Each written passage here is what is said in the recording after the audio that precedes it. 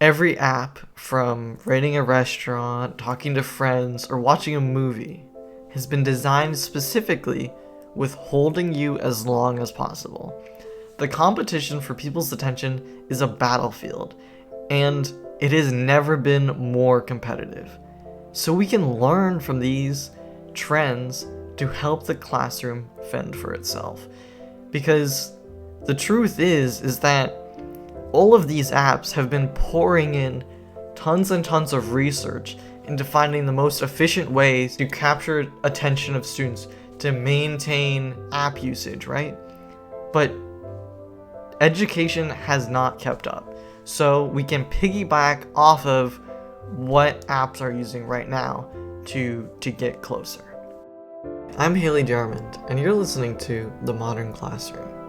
So what is gamification? That's something that's really important in this topic. It's effectively adding in game elements to hold interest. Things like having levels, rankings, achievements, stuff like that. I would say that Duolingo, if you know that app, is incredibly good example of gamification because it is at the most basic level. It's an app about learning a language, right? Except it adds in all these things like a streak of how many times, how many days in a row have you logged in and gone through answering questions, right? That motivates people to maintain their streak so they keep coming back every day. You also have things like rankings where the more questions that you're answering and the more involved you are constantly, you're going to go up in rank. So people might be promoted to, oh, well, if I just do one more question, I might rank up. So they might continue playing, they might be more involved, right? So it's all of these things that are using aspects that are of games, right? Of holding attention in a way that makes people engaged, but it's all for learning, right? So we can easily associate these techniques with teaching young children. And it's quite clear, no matter your age, game elements keep you in, regardless of whether we want to admit it or not. These gamification elements exist from all sorts of apps, no matter the age range, right? So one could simply design an app for their class, right? And this is more of a time-consuming process, and while there are some websites that exist for apps that have gamification elements, it really varies on your results on this.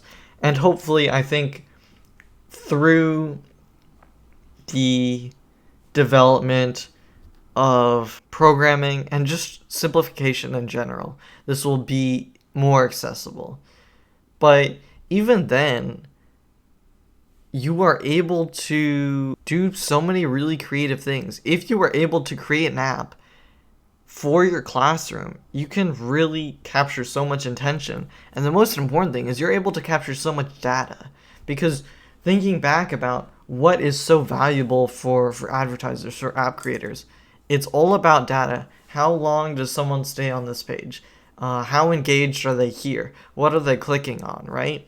And this is a constant thought in marketing, in growth hacking, right?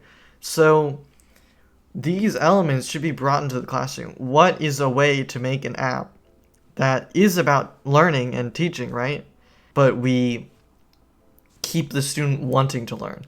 But not even that. You want to figure out, are my students understanding this concept?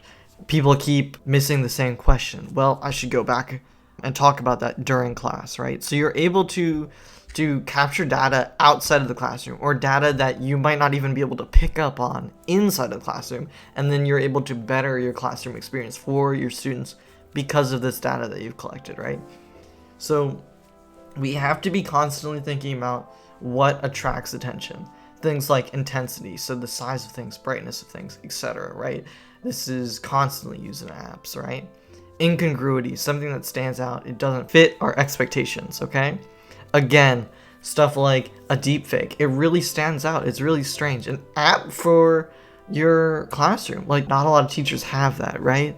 So that in itself stands out. And having an emotional and personal connection and experience to it. Again, going back to the card game, you want something that if someone has an emotional connection to a card game or some sort of fantastical element, right? And they're able to combine that with learning in the classroom, a subject in the classroom, then that helps strengthen their learning and their understanding of the topic, right?